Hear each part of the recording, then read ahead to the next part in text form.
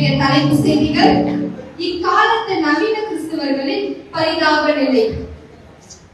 நேற்று இரவு night show movie பார்த்தவர் இன்று காலை கடினமாக எழுந்தார். காரணம் சபைக்கா இல்லை, கம்யூனியனுக்கும் மட்டும் போயிருக்கணும்னு அம்மா அப்பாவை சமாளிக்க சர்ச் கேட்ல ஒரு செல்ஃபி.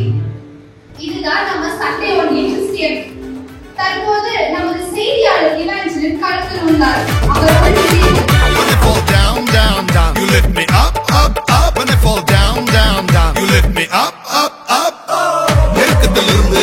அவர் நோக்கி கூப்பிட்டேன், அழுகுரல் கேட்டு என்னை விசாலத்தில் வைத்தார்.